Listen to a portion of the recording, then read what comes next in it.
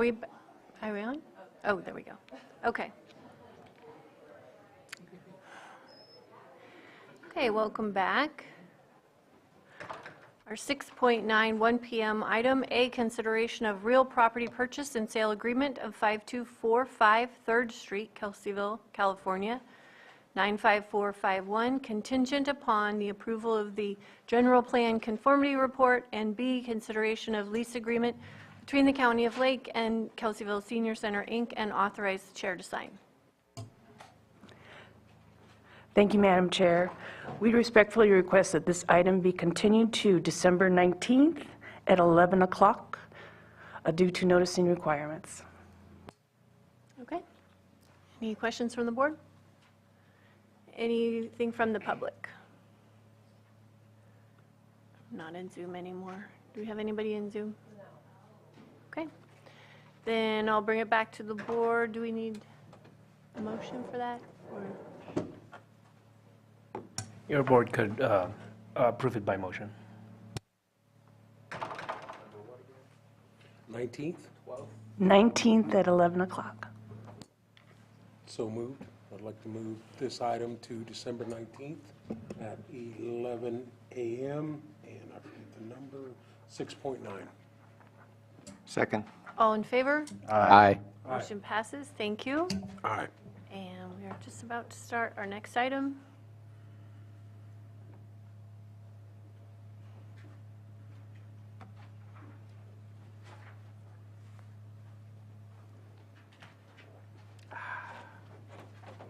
(1:15 p.m.) 6:10 A, consideration of request to waive the competitive bidding process for data management software pursuant to Lake County Code, Chapter 2, Section 38.4, and B, consideration of proposed agreement between the County of Lake and OpenGov for electronic permitting software and services for the Community Development Department, and we have Director Turner. Thank you, Mireya Turner, Community Development Department.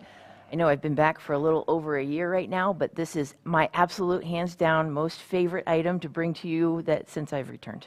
So you have before you today an agreement between the county and OpenGov for an electronic permitting software and services. So I am going to hand it over to Deputy Administrator Shannon Walker-Smith for details, but can just let you know that our department is eagerly anticipating all of the many, many systemic improvements that await us with this new system. And as Acela, as we are in almost in the middle of our 3-year agreement with Acela, the timing for this dovetails just perfectly, because we'll still be using the current system while building the next system. Great. I will turn it over to Shannon. Good afternoon. Thank you. So you have before you a 3.5 year contract with OpenGov. It is a company that we have been vetting now long before I came to community development. Staff has been working over the last couple of years looking for an alternative to Acela. You have the documents for the piggyback exemption as part of our purchasing policy.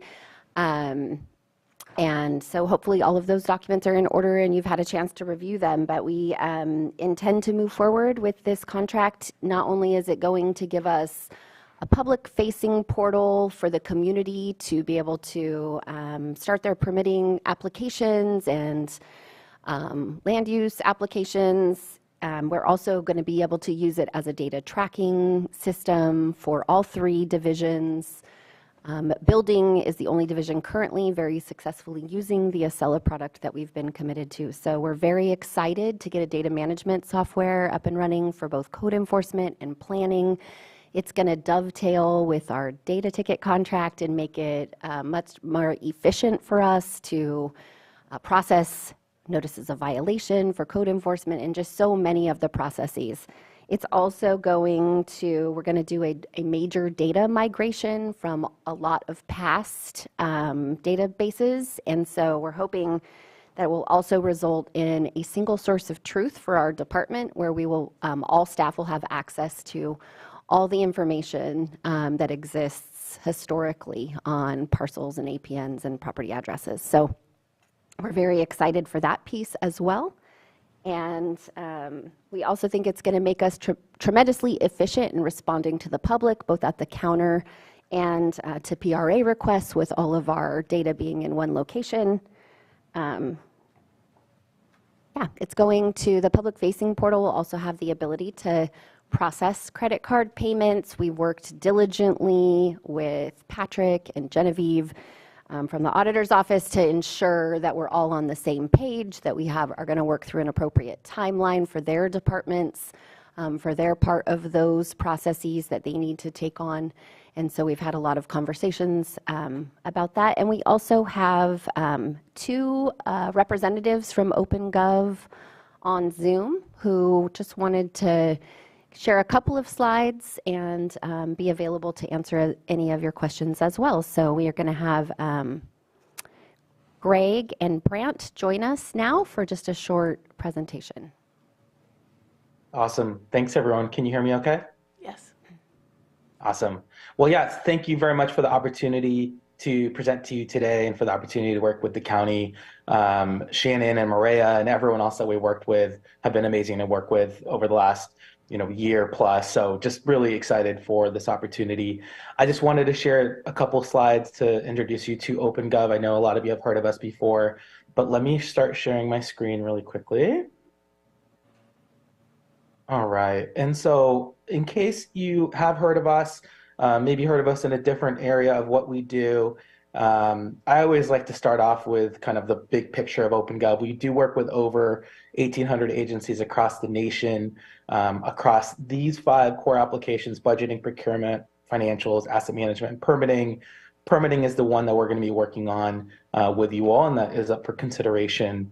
Really, when we consider our permitting and licensing suite, there are 4 key areas that we focus in on. Shannon just mentioned that there is a public portal so that your community members are going to be able to access all the different types of building, planning, and code applications and workflows that they might need to engage on. When they click submit, if there are fees to be paid, it all gets routed to the appropriate workflow and streamlining the review process, which is a really labor-intensive part of the processing for county staff. There's ability to have in-app collaboration so that if I'm a resident waiting on a building permit, I can see where I'm at any point. If I'm the reviewer, the inspector, I can communicate with that applicant, and really it gives you the full control for staff to really own the platform and design it for the various specific needs that the county has. And last thing to say is our permitting and licensing suite is designed to be expanded upon. So what we are working with you on originally, or in the beginning, is going to be building, planning, and code. But a lot of these other use cases are on the table as well. And it's something that we're really excited about. And it's really a partnership that we see growing for many years to come. So just wanted to share those slides, and happy to answer any questions.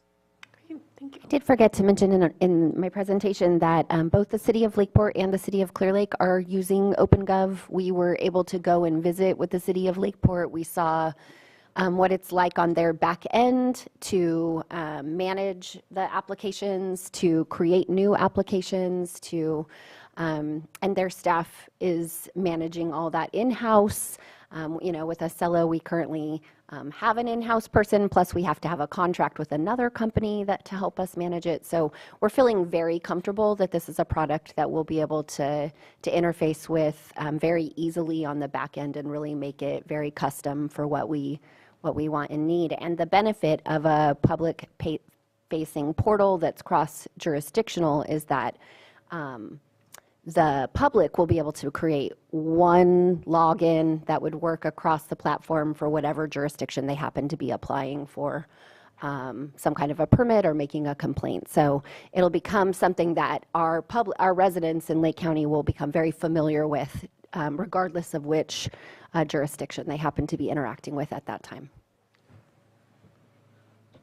Yay. All right. I know we had a long conversation about this over a year ago.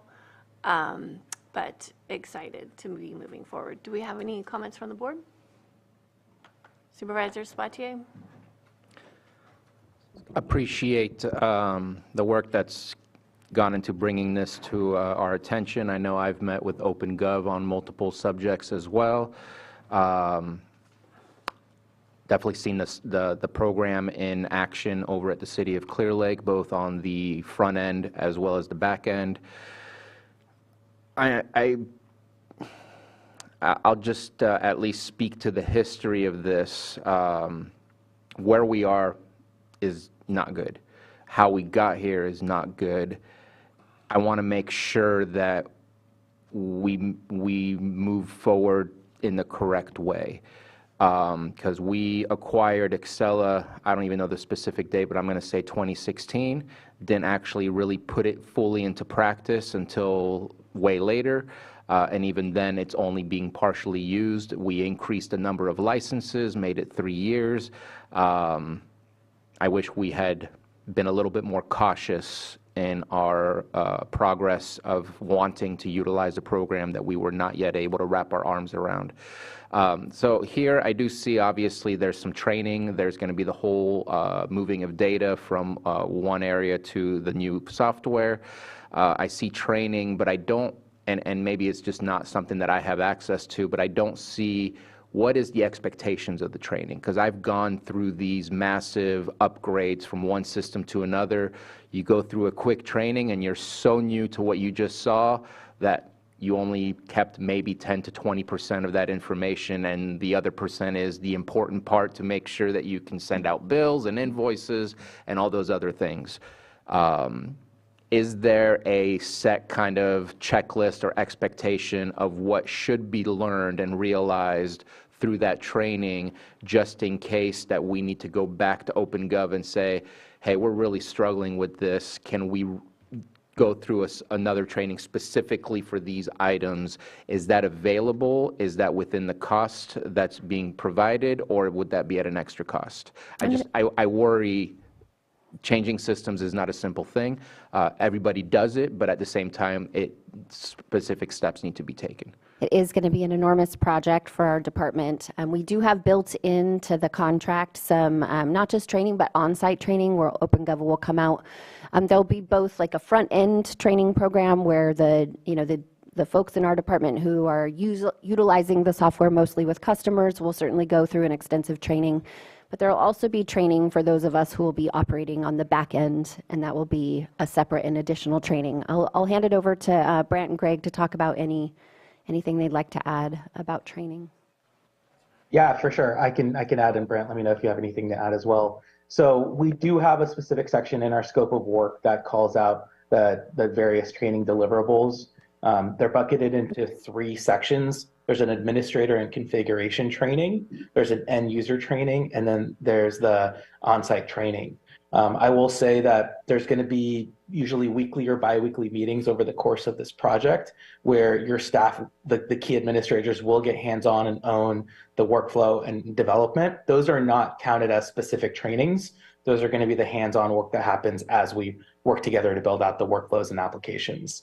I believe that in this scope of work, we have extra training. I think they're specifically called out 42 hours of specific administrator training, 8 hours of reporting training, 6 hours of end user training, and 2 days of on-site training. So we hear you loud and clear, Supervisor. And I personally have been working with not just Maria, but Maria's predecessor and the predecessors before that on this idea of kind of how to make sure that this project is successful. And so we made sure to put in a lot of buffer on specific training, and then the ongoing training is built into the price as well. So no additional money needed for more training. Okay, thank you for that. Next is the overall picture of where we are technologically here at the county with all of our software.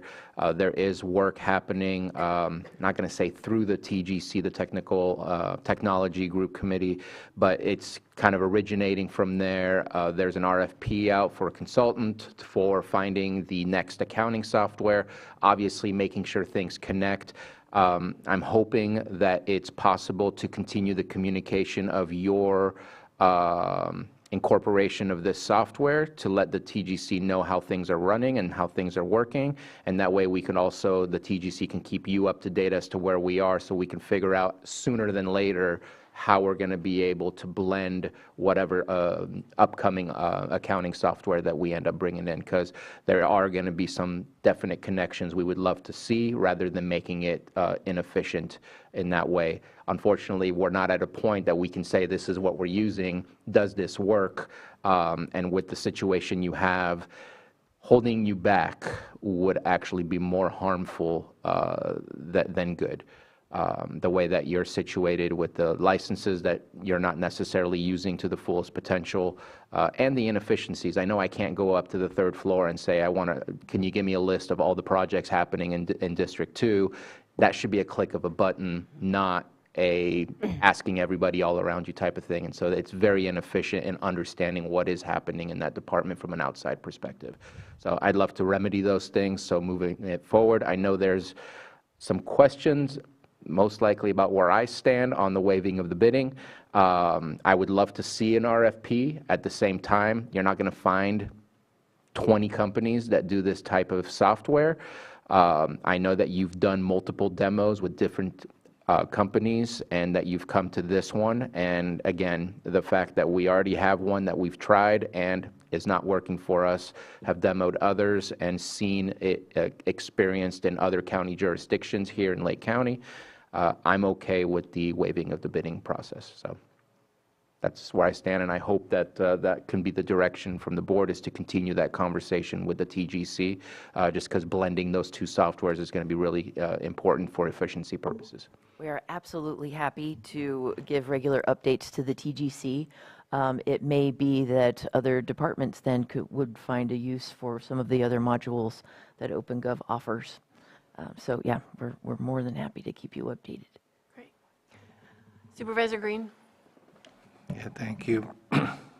Number one, excited to see this move forward, excited to see happy faces from CDD, but some concerns as well. I'm kind of concerned about the dispensing with an RFP in this, if only because whether it's Excella or OpenGov or some other, what they call it, software as a service, these SaaS models are incredibly difficult to read and understand as far as the scope of services. So whether it's Excel or OpenGov, show me the modules, tell me what they do, show me the workflows, figure out how it plugs in.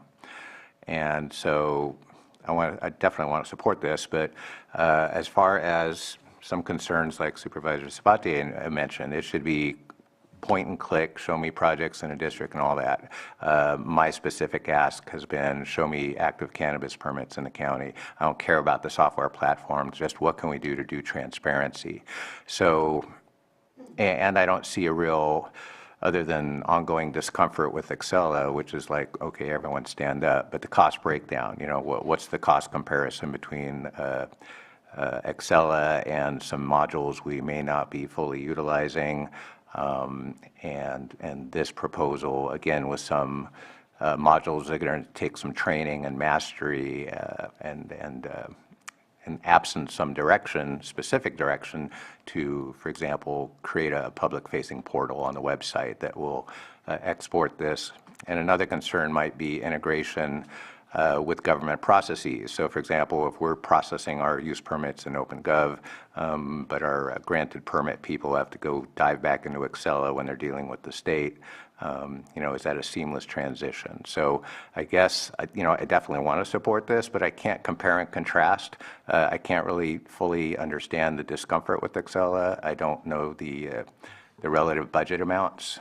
So I don't know if we're going up, holding steady, seeing some cost savings, and I don't understand where the Excel modules might be either deficient or underutilized in some aspects, but these modules are superior. So whether it's the vendor or staff or some combination thereof, can you just maybe hit on a bullet point as far as public-facing data sets and what we can do to expand upon that? And this is the better mousetrap. I'd love to hear about that. And I'd also love to hear about the cost effectiveness of where we're at now and what we're proposing here today. I'm happy to start with the let's build a better mousetrap part of your inquiry.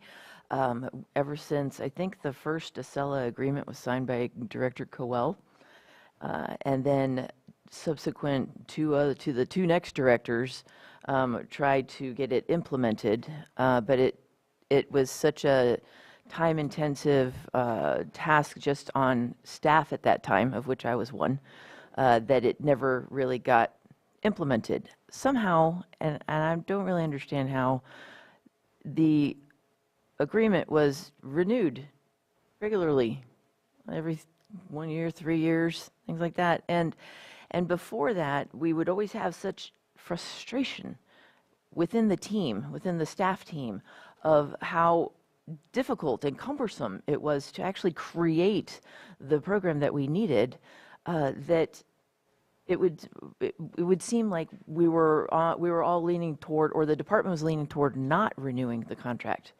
But systematically, like regularly, right before every contract, the Acela would reach out to the director and say, "Oh, well, it's just because this hasn't been clicked, or it's just because you didn't have that module," and the agreement would get renewed again. And that's what happened just this last time with our latest director before I got here. And what I'm looking forward to in this new Better Mousetrap is a more hands-on staff with OpenGov, more direct support. We have more experience regionally with our colleagues in the cities who already also have experience with it and are thrilled with the product. It is less likely, I anticipate it is less likely that we're going to go to sleep with one system and wake up the next day with Acela and have a new bug, all of a sudden new. We can't understand it. We can't figure it. It was working yesterday, but no, now it's not. And so that's why we have to have a full-time business services analyst on staff, is just to keep Acela afloat, let alone, I mean, just forget planning. You know, he had a priority to create the planning module when I first got here, but we were so glitchy and irritatingly inefficient on the building permit side that I took planning off the table. We've just never been able to get planning up and running because his full-time job is fixing all the glitches to keep building up and running. Code enforcement, as Supervisor Sabatier has put in so much time to try to assist us with our permitting and our records keeping and all that stuff on the code enforcement side, because to do so in Acela was not reasonable.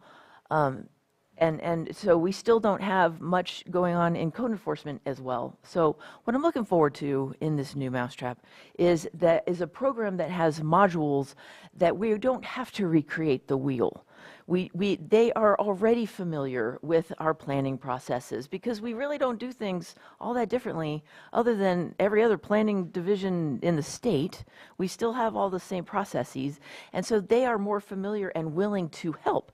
Unlike Acela, which says, "Oh, well, we're not really going to assist you. Why don't you pay another company, TruePoint, to assist you to work our product?" So not only have we had a full-time embedded staff person, we've also had a whole secondary agreement for a whole other company that's supposed to come in and help us with Acela. We don't anticipate that level of disconnection with OpenGov as we move forward. Part of my job was investigating this exact same electronic permitting system type of upgrade for the city of Ukiah while I was there. So I've kind of been working on this for 2 years, just going through so many different demos. And there are products out there that would put us right back where we were with Acela, the whole recreate the wheel, build it like an erector set kind of cobble together a program.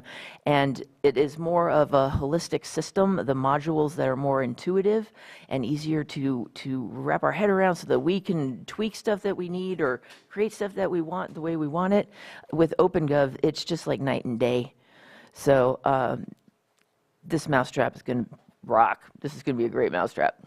And we are so excited to start this transition over to something that's more intuitive and approachable to staff, and to increase our efficiency in our services to the public.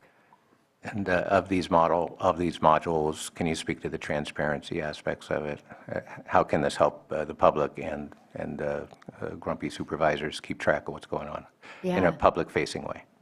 Yeah, there's the portal allows the applicant for what or complaint, whatever they're accessing on the site to go back and check the status of wherever their application at. So the workflow is built into the product, and then we both are working as staff through the workflow on that back end, but the user, the front-facing user, also can see where their project is at in the workflow.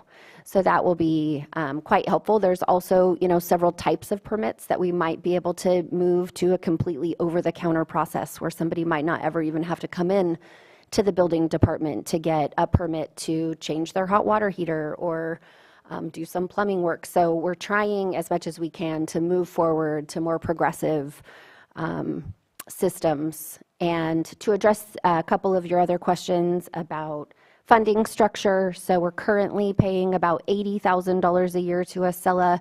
We do have to finish that contract, but as Director Turner mentioned, it takes about a year to implement, and so we're in a good timeline. We're going to build out the modules for code enforcement first, planning second, leaving building on Acela because it's working relatively well for them. And they'll be the last of the 3 divisions to come over in about a year's timeline. We're going to be paying about $100,000 a year, but again, we then also would not have to have the TruePoint contract, which we're paying on top of the $80,000 for Acela, and we'll be able to repurpose our business services analyst a little bit to help out with some other priorities in the department. So it's about a break even in terms of cost. And then just to talk a little bit about the RFP process, I just want to ensure the board that we really have done our due diligence. Even though we didn't take this product to RFP, this has been our entire management team over a couple, at least a year's time vetting a bunch of different products and having a lot of conversations because, when you go to RFP, all of these companies will provide a beautiful proposal for you, right? But what we have really done that I think is even almost stronger than an RFP process is we have talked to a lot of jurisdictions, and not just Lakeport and Clear Lake, but Napa and a bunch of other jurisdictions that our chief building official is connected to and our code enforcement manager is connected to. So we've done a lot of outreach. Thank you for all the work that you've done on this. And when we've had these conversations before at the board level, we weren't presented with the recommendation to move towards OpenGov, and I think that's what's different today. And I really appreciate that, and I could see your enthusiasm. And it's exciting to move forward. Our whole department is upstairs just hoping that this is going to get the go-ahead because everyone's very excited to have something that might work for us. And just as an example, without code enforcement being an example of not having a database, we have some grant funds, $3 million in grant funds we're trying to manage. We've been keeping that data in binders because we don't have a sufficient data tracking software to manage this data. So it's going to make an incredible difference to what we can do up there. And the Excel worksheet we get sent once a week. Mm-hmm. Supervisor Crandall. Yes, I think this is going to be very beneficial. I know we usually are concerned about the funding or the spending we're going to put on this, but I know the amount of energy, time, and things left under the table that aren't getting done because of the lack of what Acela can do. Because, Maria, you've been to my municipal advisory committees answering the same question from month to month, giving an update that they've asked for. This can provide that. One quick question, does this give the opportunity for someone that's concerned about a project in their vicinity to look at the permitting process? I do think that we will be able to give the supervisors all a login for the portal, and you guys would be able to take a look and access information out of the system yourselves. And that'll be good, but what I mean is like a community that's living in the area. And I'll let Greg shake his head if I'm wrong, or Brent, but I think that we are also going to hook up to our GIS system. So someone can say, I have a concern with what's going on over there, and they can go click on it and see if there are any permits in process. Right. So it actually will help save us time, because they won't be reaching out to you, who then has to reach out to us, or they won't be reaching out to us, who then has to look it up.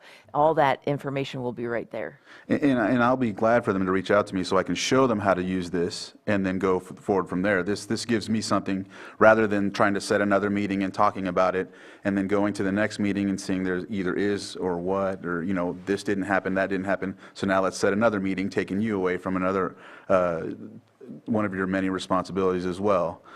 So that's where I see this, is it's going to minimize some of the gains and drains, especially when it comes to FOIAs. This will give people the opportunity to ask for documents and get them without having to go through a process and put you guys in a position to have to. We haven't talked about that aspect of it yet, so I'm not sure how that will integrate, or if it will integrate into this process, because we do have a staff person who is our central kind of gatekeeper of Public Record Act requests, complaints, things like that, to make sure we're not dropping the ball. Where I see this as being beneficial is on the public side. Instead of them fretting for days before because they don't want to contact us or they're worried or something, they can just click on the computer and find it out right there in real time. And so it will probably save a lot of frustration for members of the public as well. All right. Yeah, I think this is good. It'll streamline some things, and I think it's a good move in the right direction. Supervisor Sabatier? Yeah, just as a comment to my colleague Supervisor Green, for this specific topic, I feel like we're bleeding right now. We got to stop the bleeding.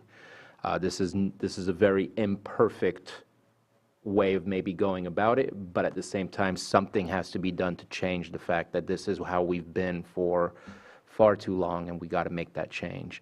I do have one last question, and that's the reporting part. Does the system provide, I believe it does, because Greg's been showcasing this for the past 3 years, hoping that we would bite. I believe that it has kind of drop-in report mechanisms so that we can create our own reports so that it's meaningful what we get out of it, rather than already preordained reports that are part of the software. That way we don't have to pay OpenGov for any new type of report that maybe the board is asking for, or that you feel you need to review yourself.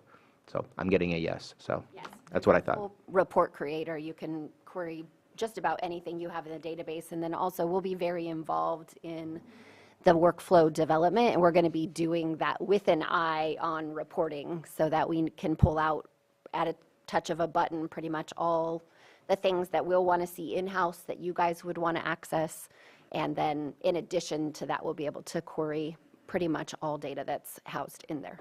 Okay. Supervisor Green? Yeah, it's just, I know it's nuanced, but I just want to clarify. I hear that our modules have built-in functionality that a client, basically a registrant who is an applicant, will be able to log in and track some workflows. But our questions about, broader community transparency, maybe that functionality is not appropriate because they're not technically an applicant. So within the existing modules, is there transparency features that would allow views to be embedded on a website that could present aggregated data, like here's active permit applications within a given supervisorial district or a given zip code, and we'll have some level of functionality for inquiry, not for a project applicant, but just for a member of the general public. And that would require a user registration as well? I'm going to hand that question over to OpenGov team. Yeah, I'll let Brant take it. Yeah, absolutely. Thank you for the question. So we absolutely can enable that without registration. So residents, members of the public can come online and search by location to see specific permits by location or lack of permits, as sometimes is the case as well. And then also build out reports and have those reports available to the public based on permits by district, permits by type, various, open permits versus closed permits. So yes, absolutely. And then as part of our training and our product is that, as those different inquiries come up, staff's going to be equipped and enabled to create additional types of reports and permit data and license data as they see fit and as you request. So all these things are baked into the existing modules presented today for approval. I'm not asking for the moon or some add-on module down the road, right? You are not asking for the moon at all. That's part of the package that we will deliver. Okay, thank you. Final comment. Glad that this is here today, too. The two things, obviously, which, we heard about this on the Economic Development Committee we had formed a few years back. We've had many different conversations and been able to see the program. The most encouraging thing, I think, just as you said, Bruno, we've got to start over. This is probably not the best way to do it, but the most encouraging things that, I want to talk about is the software has been vetted by the Technical Governments Committee. I remember coming on as an early supervisor in those conversations as we had things that were purchased without talking to the IT department or the Technical Governments, right, what I say? Yeah, Governance Committee, all those things need to be vetted before we go on and purchase these systems. So everybody knows has a chance to talk to everybody. I know we're not going to get everything that's promised, but as long as it's a system that functions and we can make it work well for the entire county, I think it's important. I did like the public-facing features that were opportunities there, not just for your department, but all departments throughout the county. So glad that it's here today. And like I said, the most encouraging thing is we're not just out buying computer stuff for each department in different ways where they don't talk to each other. Hopefully this is going to be something that integrates the entire county and really makes the end user, our constituents, an easier way to do things as they're coming here. How to get to yes. We're always looking for that, and let's hope this is that step towards that. So that's my comment. I support the project, so good job. Okay, I'm going to open it up to the public. Do we have anyone in the chambers or the Zoom room? Any hands up? Okay, I'll bring it back to the board for action. Madam Chair, I will go ahead and motion, where's it at, sorry, to waive the competitive bidding process for data management software pursuant to Lake County Code Chapter 2, Section 38.4. Second. All in favor? Aye. Opposed? Madam Chair, I motion to approve the agreement between the County of Lake and OpenGov for electronic permitting software and services through FY 2026 and 2027. Second. All in favor? Aye.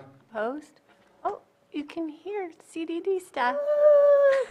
Thank you guys very much. Thank you so much.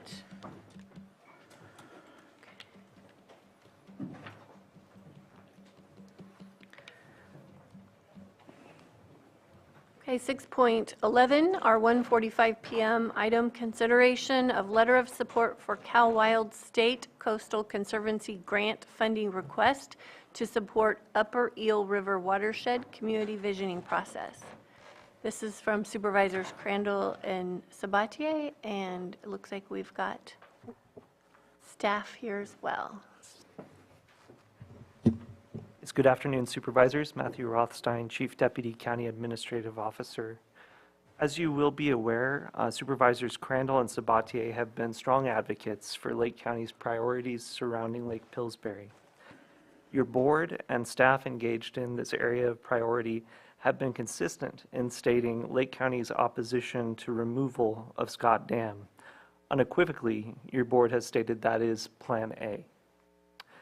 Additionally, with no entity having emerged to assume operation of the Potter Valley project, we have a need to be positioned and prepared to provide community-supported priorities for restoration of the currently inundated and surrounding areas that strongly consider and reflect Lake County's needs. If their project is funded, Cal Wild is committed to assisting with those Plan B considerations through their proposed visioning process. For clarity, Cal Wild's funding application has already been submitted.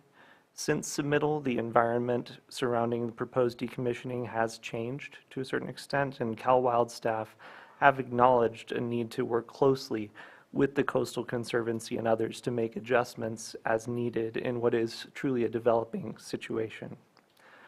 And I want to be clear, the matter before your board today is an opportunity to submit a letter of support for CalWild's application. As drafted, there are multiple statements that indicate dam removal is proposed and not certain at this stage, which are intended to signal your board's continued opposition to dam removal. Staff can appreciate, though, that members of your board and the public may wish that statement be strengthened to strengthen the clarity of the distinction that there are those Plan A and Plan B scenarios. And so, Johanna, if you can project the version I sent you. So the following proposed language could be added to just clarify further. The Lake County Board of Supervisors has maintained consistent opposition to removal of Scott Dam, Plan A, if you will. Additionally, we recognize should removal of Scott Dam prove inevitable, restoration and redevelopment of the currently inundated and surrounding areas must be undertaken as responsibly as possible, Plan B. The visioning process CalWild's application would provide for is supportive of those Plan B interests. Ryan Henson and Mark Green of CalWild are here in the board chambers today to respond to any questions that your board may have and the public may have. If it pleases your board, CalWild staff can likewise offer some remarks now.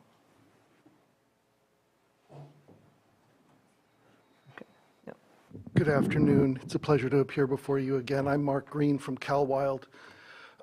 This project arises out of a difficult situation.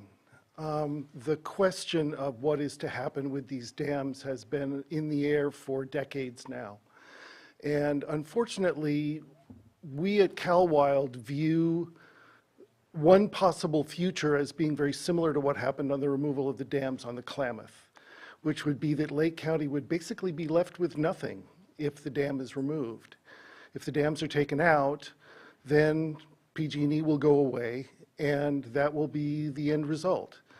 That's what happened to Siskiyou County up in the Klamath. And we feel that there's both an injustice in that, and that the best conservation outcome is the implementation of opportunities for recreation, for fire resilience, for forest management, all of those kinds of pieces that PG&E and the fisheries agencies aren't really going to pay attention to. So this community visioning process is designed to draw together stakeholders, tribes, property owners, agencies, all of those that have a voice and an interest in this, residents, people that have something to say about the future of what happens here. The decision about whether or not the dams come out is not really, it's not our area. We've never taken a position on it one way or another, and we have no intention of doing so. What we can do, however, is we can bring people together to talk and to identify ways that we can improve recreational opportunities, economic development through tourism, fire resilience, and all those other things that will benefit the future of the county and the upper Eel drainage. So that is the project that's before you, and I'm happy to answer any questions you may have. Our Senior Policy Director, Ryan Henson, is also here to answer questions. Supervisor Sabatier or Go ahead. Crandall, do you You have go ahead. No, anything to add? So I just want to add, you mentioned Siskiyou, and I was just talking to my colleagues earlier during our lunch break.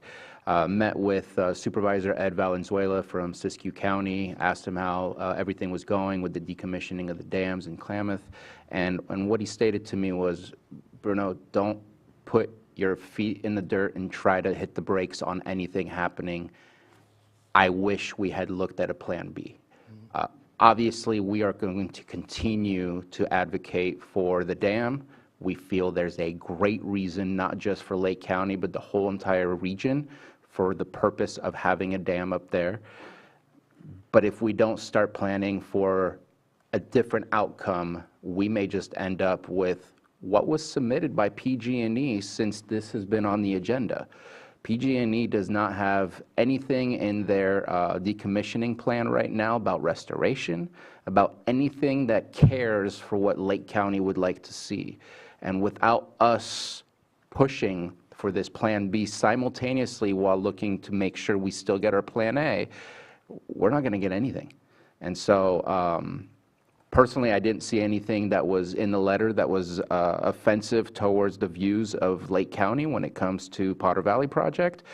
The added language helps to clarify and ensure that it's recognized that we're not just saying, okay, I guess we're done shrugging our shoulders. But without a plan, you're only going to get what you're given, and we got to be at the table to figure out how we can manage what the outcomes will be. And so I think our job here is to manage outcomes. And I appreciate the relationship that we've built with Cal Wild over the past few months in trying to figure out what is it that we can do, because Plan B is important, or else there is no plan, and then we're going to have to pick up the pieces, which is even worse. So I just wanted to make that statement. Appreciate your efforts so far, and I'd love to continue working with you guys. Thank you. We look forward to that. Are there any other questions? Not a question, just a statement. Just I know that I received this, I want to say, about a month ago from Mark and Ryan in order to obtain some support from us on our behalf. You know, and I'm glad that we took the time to look this over because I know that there was some folks from other entities like the Lake Pillsbury Alliance and whatnot that had some comments, and I know it didn't really necessarily apply to the letter. It applied to the grant that you submitted for, some of the information there. And I don't know if that's in the comments or attached or anything, but I know it was submitted. But I think for us, I'm glad that we're talking about that extra verbiage. Matthew, thank you for presenting that for everyone, because I think a lot of times, and it's not pertaining to Cal Wild, there's other agencies that read what we do and how we comment, and they assume that we're just, yes, we are in agreement with everything that's happening because we're kind of writing a letter of support or something. So we have to keep emphasizing, well, our Plan A is this, but we know that possibly this may happen. So we were just in a recent meeting with another state agency that had stated, well, you agree with it. We've seen your letter. The letter, no, we don't agree with it. You know, we were told to comment this way because we weren't allowed to comment about keeping the dam. So like, we always have to emphasize that, and that's not to be radicals or anything like that. We just want to be specific so people know that, yeah, we know what's happening, possibly, but we're not totally in agreement, and we want to advocate for what we can if there's a chance. So just wanted to highlight that. Absolutely, thank you. I should also clarify something about the process here, which is that when we went to the Coastal Conservancy for various internal reasons, they wanted this application to be on the agenda for their November 30th meeting. What that did was it gave us 4 days to put together an application, which was kind of a scramble, and there were some details that were inaccurate in that grant application. They weren't pivotal details, but there were some things that were commented on by the by the Lake Pillsbury Alliance. And they're correct, and we will correct those factual errors and move forward with the better understanding. But it was quite a few days in our office getting that together so that we could meet their deadline. They're meeting 2 days from now. Supervisor Green? Thank you. You know, I get where you're coming from. But I can't look at this as anything but Plan B turning into Plan A right before our eyes. And I appreciate the addition of a paragraph to clarify that we're not really supporting Plan B with no consideration of Plan A. But your grant proposal does that. There's nothing in your grant proposal that would do anything but facilitate discussions about what happens after the dam is removed. And although there's no history of advocacy on the question of dam removal, you know, what I see on the website sees a clear commitment to wild and scenic rivers. I don't see any expertise on considering alternatives to dam removal. So it's really hard for me, even though I support the idea that a Plan B should be at least studied. What's missing here is any effort that I'm aware of that anybody is studying Plan A, that anybody has put a grant application together to put Plan A together. And I don't know, based on the sheer volume of letters and emails we get from the community up there that is basically demanding this body to come up with a plan A and to fight for the dam and to study things like partial decommissioning, fish passage projects, sediment removal that would relieve the seismic issue. And I just don't know that this does this. And I also want to challenge the assertion that it's common knowledge and commonly accepted knowledge that whatever seismic safety issues that are going on with that dam have been vetted and discussed, that we can conclude that it is prohibitively expensive to even consider attempting repairs of that dam. And that may be a side issue to this grant application. I honestly think between PD&E and the Division of Dam Safety, some type of public disclosure needs to happen so that the public and this body can conclude whether it's a dead dodo, so that this Plan B actually is the Plan A, and we should message it on that basis, or if there are opportunities for feasibility studies about partial decommissioning and moving around sediment removals to at least flog some extra years out of that structure. So this is a tough one for me. I do acknowledge that Plan A is looking tougher by the day. But before we support a grant application for close to $500,000 to facilitate, am I getting that wrong? It's a quarter million. Okay, only $250,000 compared to how many pennies have been allocated toward saving the dam. I'd like to interrupt real quick. So we met with Cal Wild after writing the letter of Plan A and Plan B in order to move forward in figuring out what Plan B was. Cal Wild was not contacted to advocate for us for Plan A. We are doing our advocacy on our own. I kind of want to check the tone from the board in the sense that Cal Wild is known for specific work. I've known Ryan for a while. Him and I met up in the Cache Creek Wilderness and discussing some of the issues to the east of Clear Lake. We are looking at, and maybe I'm going to say too much, but we're looking at potential, if the dam comes down, we need a Lake Pillsbury 2.0, not a Lake Pillsbury is dead situation. So I just want to make sure that we're not saying, why are you not working with us on Plan A, when that was not the general concept of how we contacted Cal Wild and introduced each other to one another and started working towards this. Now, we didn't ask them to submit for the grant. That was separate, but at the same time, it fits within the concept of the conversations that we've had. So I would direct that to Supervisor Crandall and myself for the advocacy, because there was never a request for them to advocate for Plan A, knowing that we were only having that communication and that relationship to set up for what Plan B would be like if Plan A fails.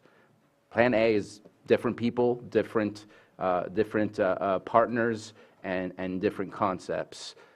This is a complete separate track. So to blend in the advocacy for the dam staying there and having that conversation with Cal Wild, it's an improper conversation other than with those that are working on Plan A.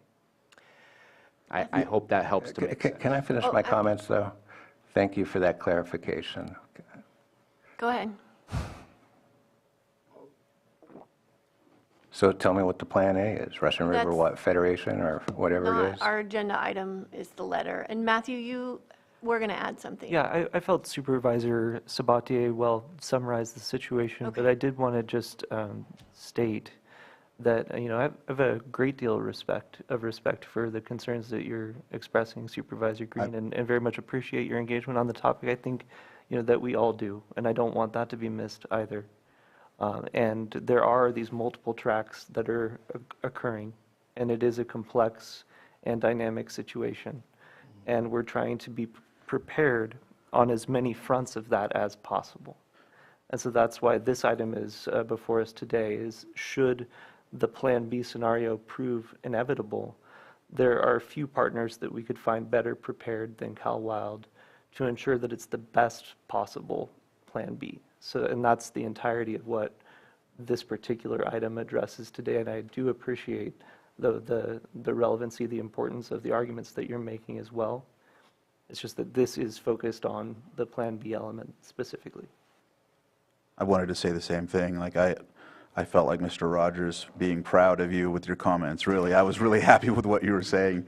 It's unfortunate that the Brown Act doesn't allow like us to talk to you about that and let you know what's happening with Cal Wild. But again, when you were talking, I was smiling, but I just knew that it wasn't them, that it's not their fault per se. But I think hopefully another group comes that needs to hear that, and we'll give you the chance to say those same things, because I like what you said. Thank you, Supervisor Green, for saying your words. I appreciate them. Okay. Hello, Ryan Henson, Policy Director with Cal Wild, and grew up in Round Valley and in the Mendocino watershed, Van Arsdale. My dad worked at the mill there, right on the river. You're right, Supervisor, we are a conservation group. We do support wild and scenic rivers, but we hadn't been involved in the Eel River Dam removal. And the reason that we were drafted for this, actually, and you might ask who, it was Congressman Thompson. He's known me for years, and I started receiving mysterious texts saying, you need to help Lake County. And I said, well, who is this? And so that's how it started. And I thought he was talking about the Cache Creek Wilderness that Supervisor Sabatier and I had been working on, but it was actually the eel. And he said, if the Eel River dams come out, he knows I'm the biggest Mendocino National Forest nerd on the planet, non-Forest Service nerd for the Mendocino. I love it. I've dedicated my life to exploring it. And I tried to listen to people very carefully. And we also like to craft ideas from what we say is from the grassroots up. And so that's why Congressman Thompson urged us to do this. He thought we would take our knowledge of the Mendocino National Forest and our love for Lake and Mendocino counties and our love for working with people and try to craft something from the ground up. With local stakeholders. And we had no plan to get involved here at all. In fact, this is a huge diversion. We've never applied for a nickel. We've been around since 1976, the age of disco, and we've never applied for a nickel of government money before. This is our first ever government grant. This proposal to the Coastal Commission, it's shocking to hear it's $250,000, I know, but we need a project coordinator who can lead this facilitation process in a professional way and have it result in obviously, we're not a government agency, so we have no binding authority, but we want it to result in a vision that we can sell to those who do have power, such as Senator Padilla and, of course, Congressman Thompson and Congressman Huffman. And I was wondering if our friend Frank Abley with the U.S. Forest Service, he manages the western side of the Mendocino, the Eel River watershed. I was wondering if he could say something. Come on up, Frank. Thank you for considering this. Frank Abley, District Ranger for the Mendocino National Forest. Thank you, Chairman and members of the board. I've worked on the Mendocino National Forest for 15 years now. I started as a hydrologist. I'm well aware of the resources up in the Pillsbury Basin. Before I comment on the proposal, I do want to go on record to say that the U.S. Forest Service does not have any authority or decision authority otherwise about the fate of Scott Dam or Van Arsdale Reservoir, nor do we have the authority to take any position on it.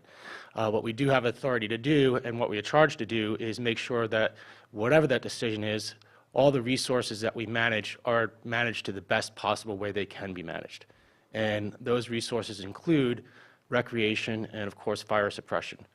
I've been involved in this project from the very beginning, from when it was a relicensing through a surrender and now into the potential decommissioning of the project.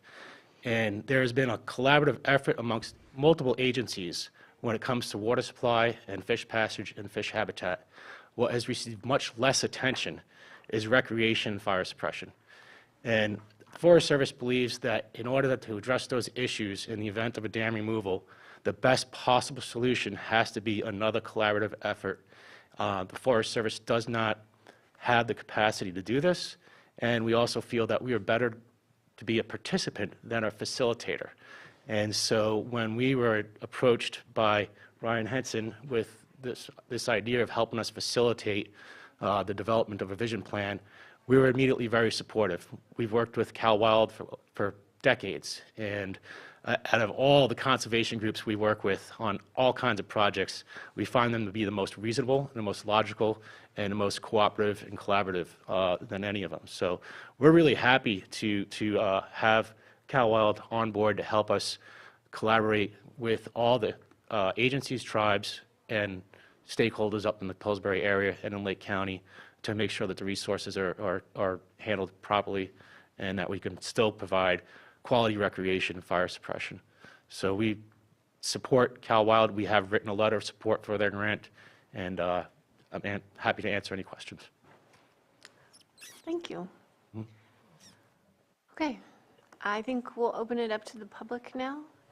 Have anyone here who wishes to give comment? You can come on up and state your name and have 3 minutes. Bobby Dutcher, Lakeport. On July 11th, the 5 of you signed a letter, to Mike Thompson regarding the thing in Lake Pillsbury.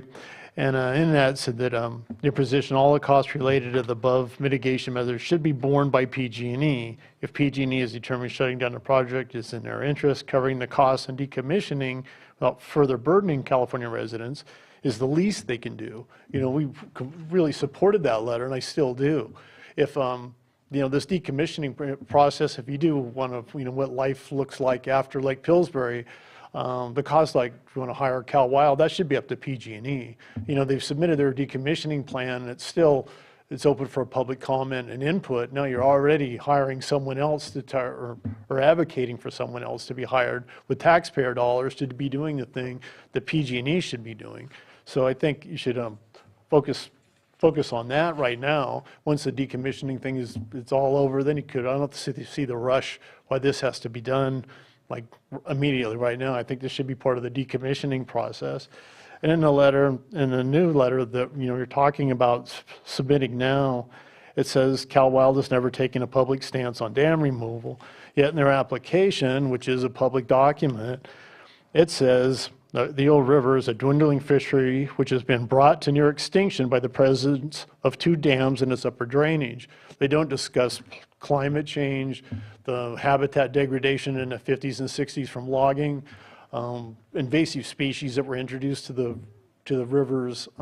There's a lot of factors that went into the demise of salmon, but their application specifically says these 2 dams are the total cause of the whole Eel River demise. Even the branches that have nothing to do with it, Eel River, Tomkai Creek, some other things, the people that go up there and count fish say they can't find fish anymore. Lake Pillsbury has nothing to do with those tributaries. So there's a lot more to it than that. And then, if you're going to support this application, just from the beginning to end, there's just, multiple errors in this thing. Our legislative district, I guess my state assembly speaker is Jim Wood. I've voted for my assembly member a couple times, and her name's not Jim. That's not our assembly representative for Lake County is not Jim Wood. It goes on to say also that it's a spectacularly beautiful area of redwood forests. There's not a single native redwood tree upstream from Van Arsdale. There's no redwood trees whatsoever. There are no redwood forests. We're still talking about Lake County. We're not talking about Garberville. There's oak chaparral. Oak woodlands are like you see out on Highway 175 with the oak trees and the grass underneath them. Chaparral is the brush up above them on the hillsides. So oak chaparral, I've worked in forestry for 25 years. I've never even heard that term before. They're 2 different things. And riparian forest, riparian vegetation is usually Bobby, willow trees. Your time is up. Well, they all had unlimited time. I know, well, it was not public comment with their presentation, but how much more do you have to? Not much. Anyway, I would not. Why don't you just finish? Yeah, I do not support you sending this letter out. I think there's plenty of time later on. And this application is badly flawed. The miles of spawning habitat, they're saying it's 280 miles. I think I've never heard that before, even the advocates of it. And I know a couple of supervisors did sign on as advocates for this with the list that they had. But other than that, it reads like a who's who of Northern California dam haters, California Trout, the Sierra Club, Friends of Eel River, their mission in life seems to want to take dams down. And there's not very many groups. I know I'll make sure the Chamber of Commerce doesn't support it. But yeah, I think you still need to keep fighting for the dam. Plan A has got to be our focus. In 1912, one time, Board of Supervisors didn't pay attention to our water rights. Yolo County wound up with them. That day forward, that's all they were known for. So unless you fight for Lake Pillsbury as hard as you can going forward, that's what this board will be known for. It'll be the board that lost Lake Pillsbury. So yeah, I don't support you guys sending this letter in. So, thank you. Thank you. Bobby, just real quick, we signed on to bring it to the board. We didn't sign on to the letter just of yet. We brought this agenda item to discuss the letter. It wasn't necessarily to approve it until we brought it here. So just letting you know, because I know you mentioned that at the end. Well, if you're going to support it, I would not, again. Oh, no. Well, you mentioned that we signed on to it. We just signed on to bring it to the board. We didn't sign on to approve it per se. Yeah. Well, the application has your name in it.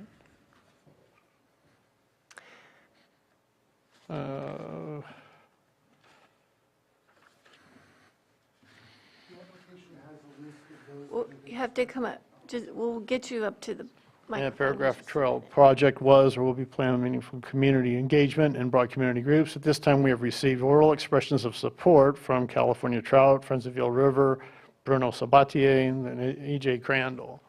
Yeah, no, I know that they did ask in an email for an oral. Did I give you oral support already? If you can come to the microphone, because I don't remember giving oral support or. If not, it was certainly a misunderstanding on my part. My understanding was that when we met for the eco-flight over the upper drainage, that we had a conversation with both of you supervisors in which you said that you supported the idea of the project and wanted to see it go forward. If I misunderstood that, then that's on me. Well, this is regarding for the actual grant. No, it was for the project. The grant is the means to the end of the project. Okay. So, yeah. Because I do know also that there was another email sent to me asking for me to approve verbally or give some sort of statement that I do, and I couldn't without the letter. Right. That was a request for you to confirm your verbal support. Right, and I couldn't do that. Okay. Yeah. I understand then that that's the case. We had been asked for that by members of the Coastal Conservancy staff. Right. So can you speak to the inaccuracies in the application? I know you mentioned them generally before, but those were some of the items that I was concerned about too. yes, we had a rush. We had to pile this thing together in a matter of days. And we're working on a lot of other stuff throughout the state, and there are only 8 of us on staff for the organization. So a lot of it fell to me, and I did research. I contacted our policy staff. I did as much due diligence as I could, but there are some details that are apparently inaccurate. I know that the word redwoods should have been pulled out of the version that got submitted to the Conservancy because, no, we're very clear there are no redwoods in that area. But that is, I take responsibility for any inaccuracies that are in the application. But the description of the project is completely accurate. That being that we will engage those members of the community, stakeholders, tribes that have an interest of whatever side in relation to what happens if the dams come out. It really is, this is more like an insurance policy. It's like, okay, you're going to fight like hell to get the dam preserved. But if not, you have this insurance policy of these additional projects, and possibly some of those projects could be implemented whether or not the dams come out. what we've learned from the Conservancy is that there's quite a lot of funding floating around right now between the infrastructure bill and the Inflation Reduction Act and bond funds that have been approved at the state level. And Lake County should get its share of those. So this process will establish a project list that will then present that opportunity. And our assembly member, you can add her too. Okay, well, of course. Okay. Of course. Sure. Can you clarify, because I glommed onto page 3 of this supplement. I saw a total project budget of 470 plus K. I was told the grant application is for some lesser amount. So if I'm going to be driving a 6-digit nail in the coffin of Scott Dam, my question is, what are we supporting? This grant application for a share of this $500,000? And have you identified other revenue sources? Is there going to be a later ask for the county itself or the Watershed Protection District? There will not, I can guarantee that. The most likely sources include PG&E, as the gentleman stated. PG&E morally, in my opinion, is doing this on the cheap and has a responsibility to Lake County in order to make it whole. So we will be and we'll be seeking other sources as well. We have a list of identified possible sources. But because this was front-loaded to the November 30th meeting of the Conservancy, this is the first funding application that has come forward. So with this grant, if for some reason the dam stays, what happens to this grant? To the grant, well, we still do the project. The dam isn't going to come out before the project will be over. I think you said it best, where it can still be utilized to help upgrade what's there currently, because what's there has been kind of an organic growth, not an economic development plan. And here there would be a plan that we can blend into what's still going to stay there if Plan A is successful. If Plan B is not, then we have that plan to look at entirely. So I see it as not a waste, and a good way for us to make sure that we can move forward. I just wanted to ask in that format to make sure, so if people, are tuning in, that if the dam stays, you're still going to get the grant funding for the same purpose. Yes, for the same purpose, to engage the community and identify, particularly in the recreation and fire resiliency areas, things that they see as beneficial and that they'd like to see. Mountain biking trails, for example, is something that I know the Mendocino Forest doesn't really have any of and could really use. So this is to create opportunities for the future. So, but the timeline on this work, when is it set to begin? January. Okay, January. And so we're not going to have any idea about the Plan A before this work starts. So this is going to either be prior to or congruent. Parallel, yeah. Parallel. Right, parallel. Which was the entire plan in the first place, is not to, one, fail, choose the next, is to have parallel tracks. Right. Okay. Are there any other questions? I'm going I can to answer? see if there's anyone else in the public who wishes to give comment. Do we have anyone else in the chambers or in the Zoom room? Yeah, we have iPhone 7431. Okay, go ahead, iPhone, and please state your name, and you'll have 3 minutes.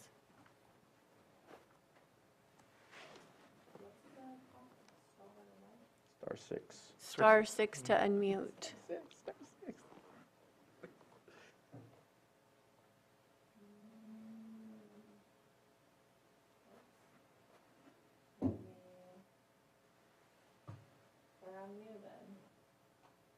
Okay, try speaking.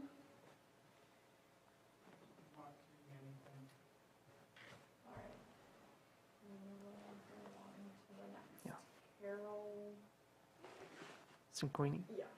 Carol, you can unmute, state your name, and you'll have 3 minutes. This is Carol Cinquini. I'm one of the directors for the Lake Pillsbury Alliance. This is quite a lively meeting.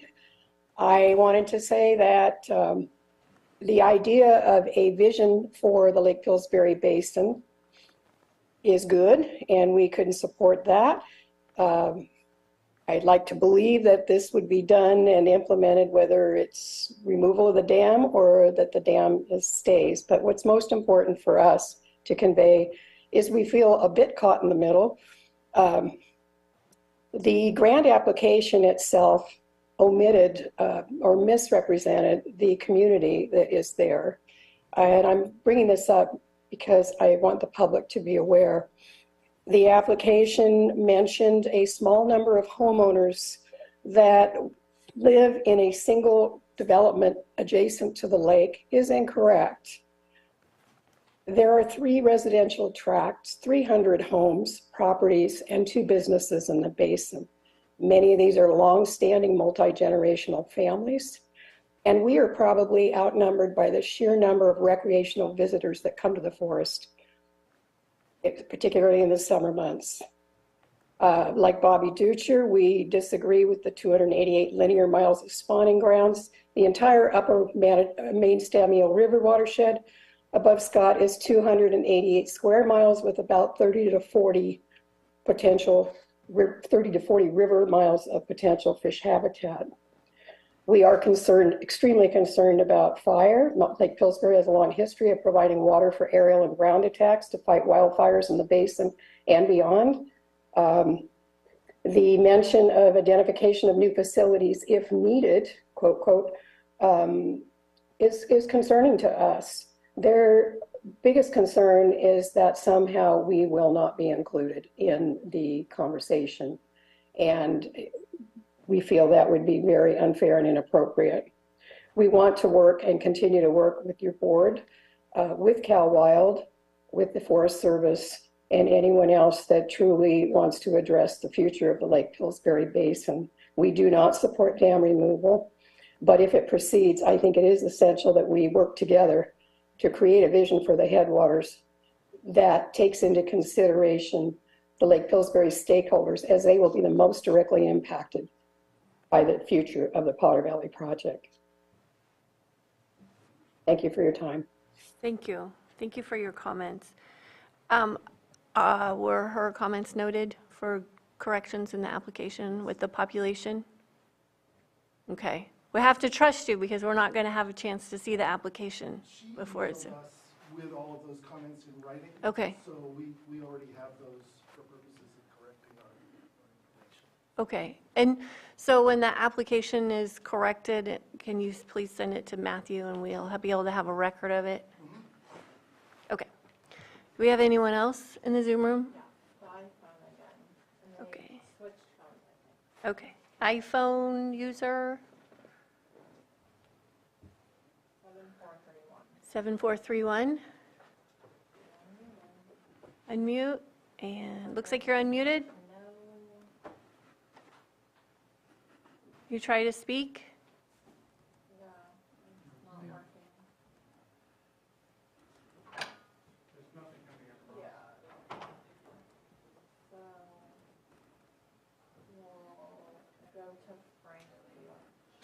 Okay, Frank Lynch. You can unmute and you'll have 3 minutes. You have not entered any numbers. Hello? Yes, we can hear you. Go ahead, Frank. Hi, this is Frank Lynch. I'm also from the Lake Pillsbury Alliance, and I appreciate all the comments made by actually everyone there. I think all of them have validity to a certain extent. We do have concerns about some of the information in the grant application, and those concerns have been noted. I guess the bottom line is I, again, push for the Plan A, but I'm also a realist that there may be a need for a Plan B. And if that does come to pass, then I would encourage all the entities, Lake County, the Forest Service, and everyone to think very big. And this is kind of a continuing theme that I've had with conversation with people, in that this is a multi-million-dollar, if not in total, when it's all said and done, billion-dollar project, when you're considering all the water needs that will need to be developed for the Russian River side, ultimately, and dam removal, remediation, etc. And Lake County deserves its fair share, and the Lake Pillsbury Basin deserves its recognition and fair share. So again, thank you for the time. Thank you, Frank. Okay, are we going to try the iPhone one more time?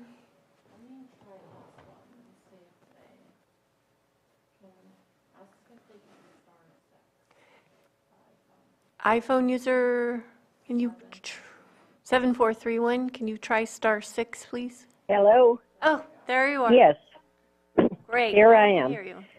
This is probably a familiar voice, Melissa Fulton. I was a resident of Lake County and for over 30 years. And even though I've been retired for a couple of years, I stay in touch with Lake County through the two chambers, Board of Supervisors meetings, etc. I was somewhat happy with the comments from Cal Wild, but I think that the Lake County Board of Supervisors, in support of the residents of Lake County and the Pillsbury area in particular, needs to support only Plan A with much less emphasis on Plan B. This has been going on for a long time. I first became aware of it in 2019 and brought it to the attention of the Lake County Board of Directors as I was CEO at the time. There is a great concern for all of Lake County and the negative impacts if those dams are removed. And I would think that a thorough research and investigation of the cost of making the repairs needs to be undertaken. I think that should be uppermost as far as efforts from the County of Lake. I do agree that PG&E bears the expense or should be bearing the expense of what they have done or have set in motion. And I was horrified when I attempted to join one of Representative or Congressman Hoffman's meetings, and his staff told me I was not allowed to. Luckily, Supervisor Crandall has been included in those.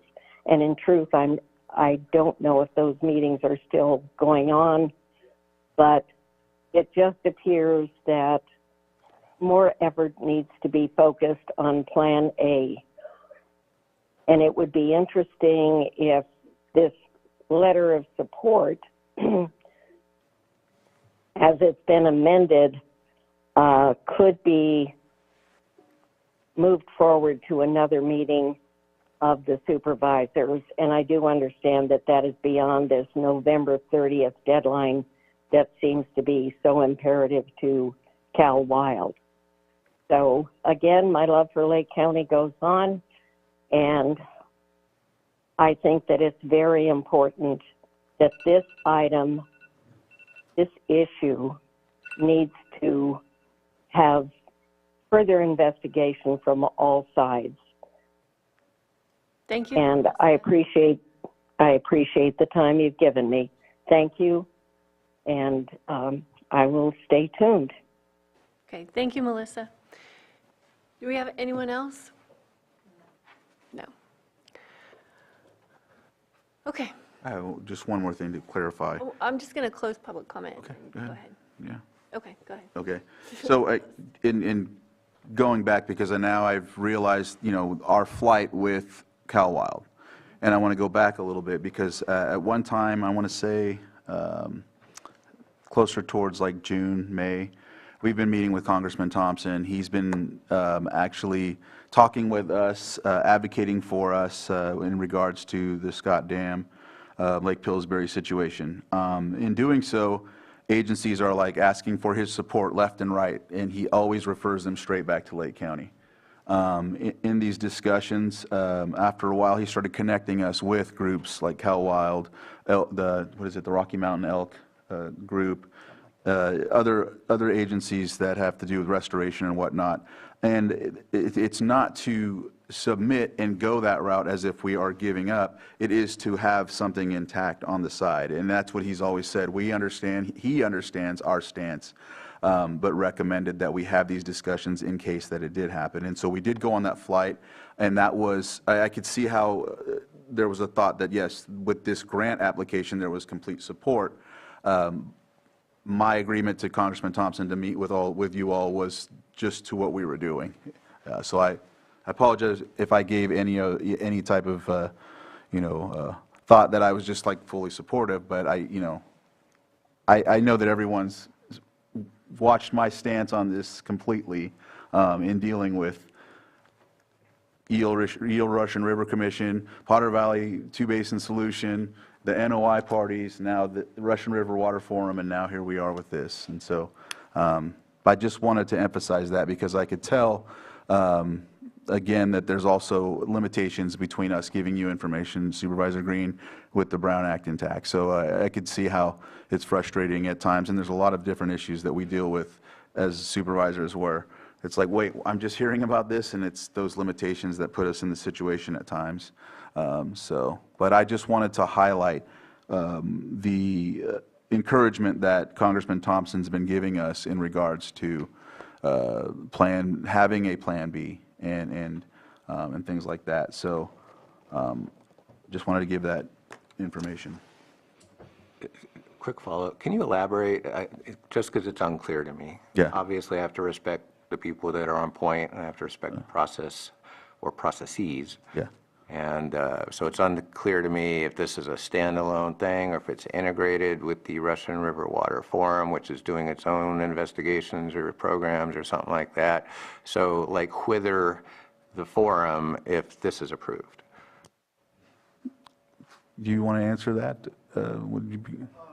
Because from what I understand, this is a standalone. This has nothing to do with Russian River. This is a standalone project, and the idea was that it would be a standalone project so that there wouldn't be any politicking around it, that it would simply be an opportunity for people to come together and express what their interests and concerns and vision was. We would invite representatives of the forum to participate in the engagement, but they're not in any way formally related to managing the project or anything like that. Does that make sense? No. It doesn't, okay. Can you ask it again? Can I help to clarify? Again, so we drafted that letter, Plan A, Plan B.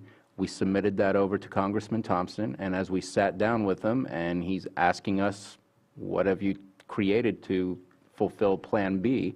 Obviously, Plan A, he knows what exactly we're working on, but are you just calling it a Plan B and not creating a plan? And so he provided some people for us to connect with. We connected with Cal Wild. This is all unilaterally from Lake County looking into crafting a Plan B in case Plan A falls through. And I see this in a similar way as, and maybe it's a horrible analogy, but here I go. People who were fully against cannabis when all they wanted was 50 feet of buffer.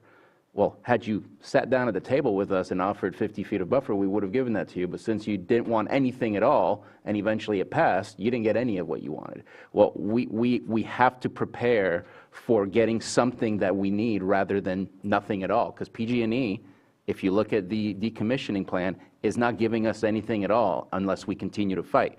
We're going to continue to fight for no dam removal, but on the dam removal, what it looks like is utter crap left in Lake Pillsbury area. So we have to craft a Plan B while simultaneously doing Plan A. I want to speak to Frank and Carol. They are absolutely advocates of Plan A. We sit with them during the Russian River Forum. They provided a presentation alongside of us.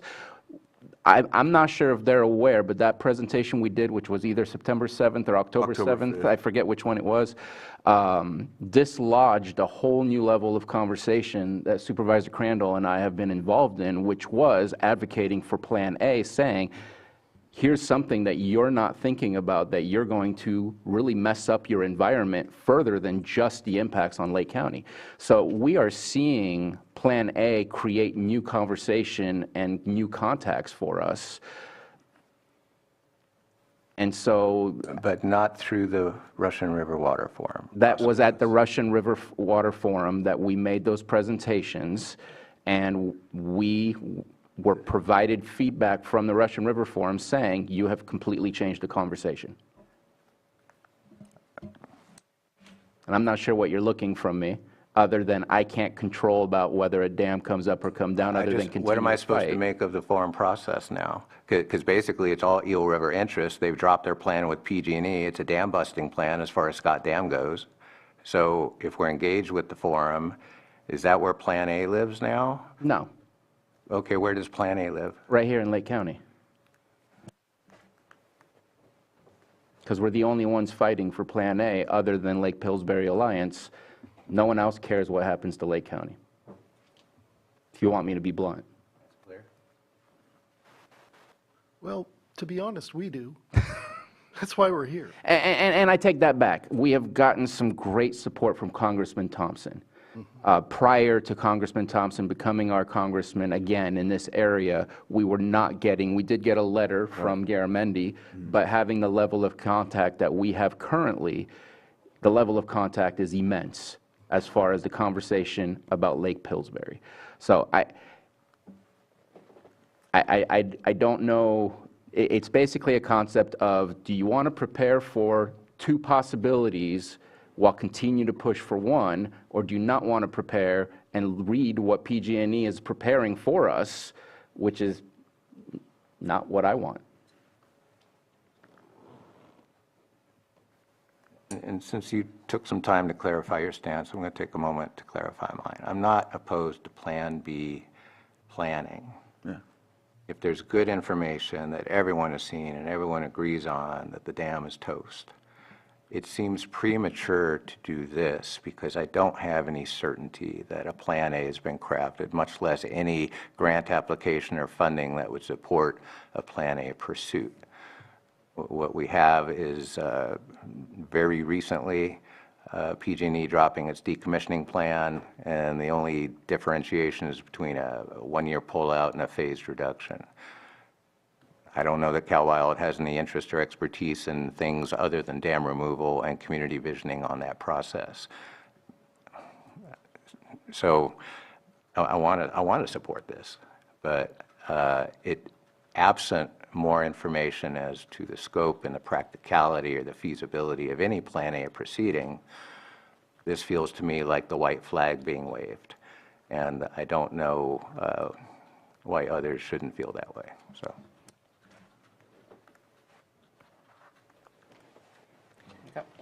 Go ahead. Yeah, just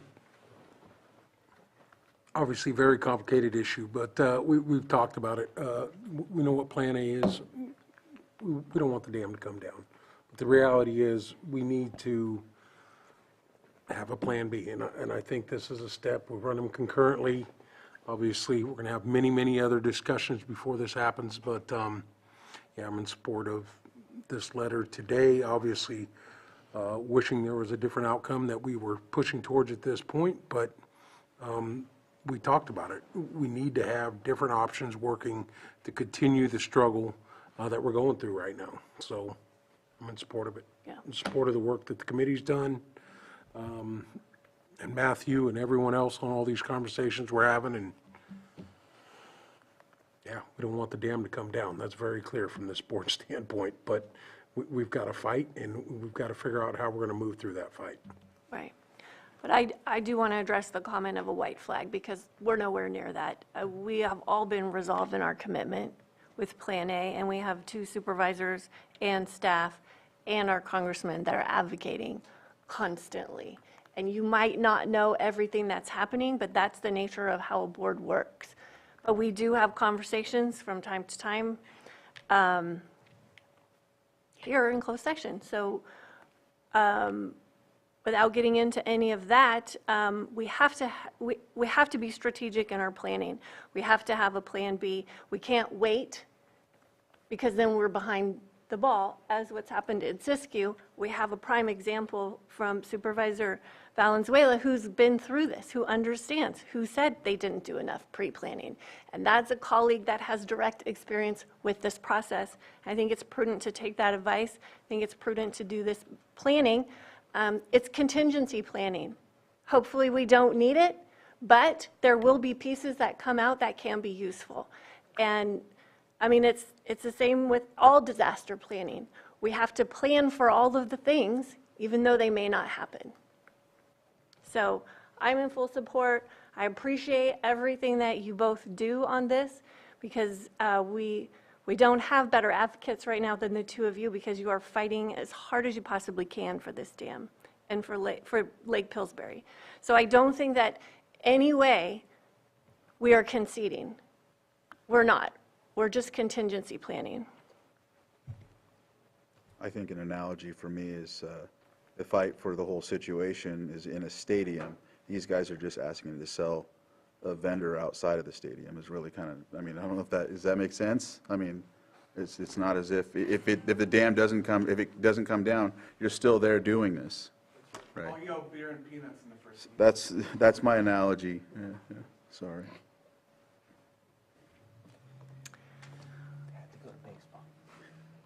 Yeah. Let's see. So the changes are Noted. noted? All right, let's see here. Let me go to it real quick and, okay, I got it.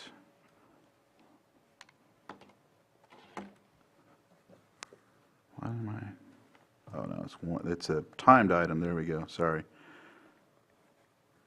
Okay. Madam Chair, I will move to approve the consideration of a letter for Cal Wild State Coastal Conservancy grant funding request to support Upper Eel Watershed Community Visioning process with the addition of the new verbiage, and also to request that the Cal Wild submit their improvement, or not their improvements, but the corrections of the grant description and narrative. Second. All in favor? Aye. Aye. Opposed? No. Okay. I think the Thank last you, Matthew.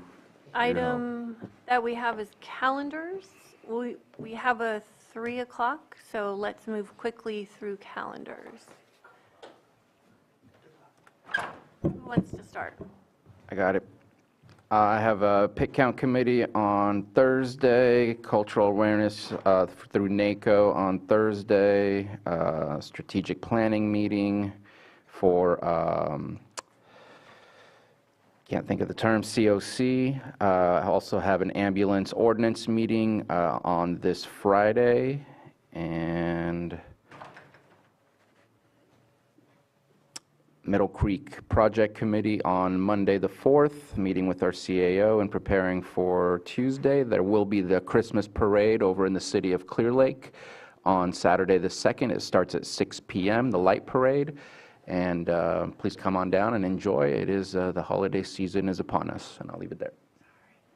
Supervisor Crandall? Yeah, so tomorrow I'll be at the Hitch Summit, Robinson Rancheria. Then Thursday, I think there's another portion of that, the summit.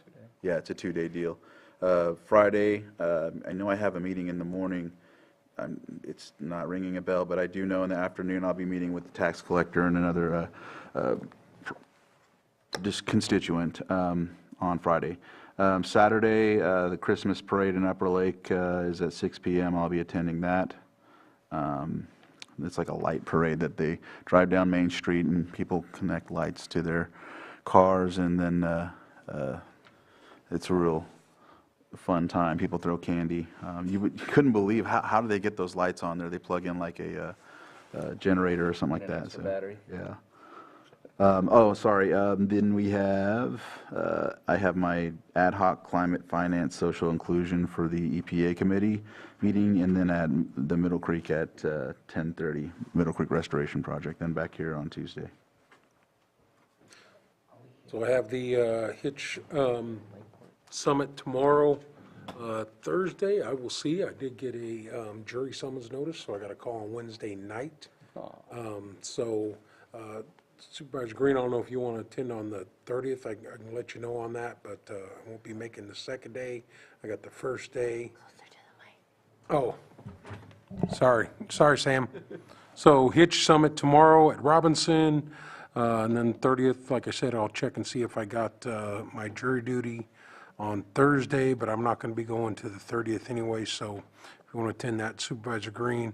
On the 3rd, Lower Lake is having its, right, it's on the Sunday. 3rd, the street fair. It's during the day, not in the evening. I think it's 10 to 2, if I'm right. Yep. Is what that is, so come on out and enjoy that. So 2, parades all around the county, it sounds like. So a good holiday weekend, starting that out back here at the board. I do have some travel. I will not be here next week. I'm going to be traveling to D.C. for the White House Summit of Tribal Nations. I'm going to travel to that meeting. So I will be leaving town. I'll be back on the 8th. And then Christmas in Middletown on the 9th. So then back here at the board on the 11th. Thank you. I met with Scotts Valley Community Advisory Council last night. Good meeting. They won't be meeting in December, so our next meeting will be in January. We'll get a couple appointments done in the next week or two and get some new officers elected in January. Yeah, I'll be on standby if you need any fill-in support at the summit. I would like to remind myself and those who may have heard about it that just like last year's summit, it's structured as an intergovernmental consultation, and that's very lawful and important to have those conversations, but it's not open to the public, and it's not going to have reported actions to the public. And there were a couple crossed wires on that subject last year, so I just want a message for myself and everyone else. This is going to be a big 2-day summit, but it's not a public summit. Friday, I'll be out at the emergency shelter watching the transition. We'll be having Redwood Community Services take over on that date, and thankfully Blue Horizons will staff for the overnight shift to get them up and running in the morning, and very excited to have them come on board and activate the next iteration of the shelter. And I think I can leave it at that. Thank you. Okay, tomorrow morning, agenda review, and then I have constituent meeting in Kelseyville. I have a meeting with the Nature Conservancy about Boggs Lake Preserve and the maintenance there. And Thursday, meeting with the fire chief, Lake County Resilience Center meeting, and the Recreation JPA. And then Friday is Christmas in the Country in Kelseyville. And you'll be able to view the Hospice Festival of Trees that evening. I've already decorated my tree. And so I'll be at the Festival of Trees Saturday night, where we're going to auction off trees and raise money for hospice. There is the Holiday Fiddlers Jam on Sunday at Eli. Monday, I have my meeting with CAO Parker, then the last grant meeting for the RC grant that we looked at earlier, and then in that evening is meeting at the KBA, and then back on Tuesday. Okay, so that does it for us for our open session. We do have a few closed session items that we're going to get to, so I will read those off.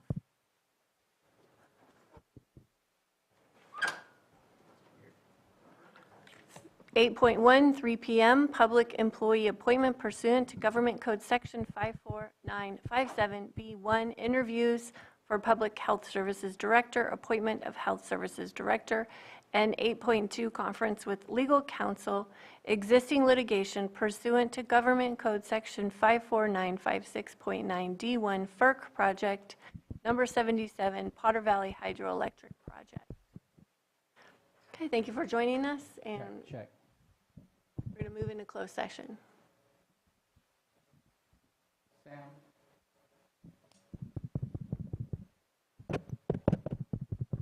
Check, check.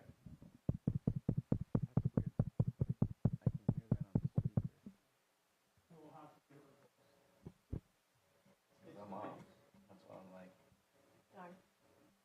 End of day. All right, we gotta go. Adjourn. We did not adjourn. We're not adjourned. We're not Closed adjourning. session. We're going into closed session. Okay. She was about to hit the button.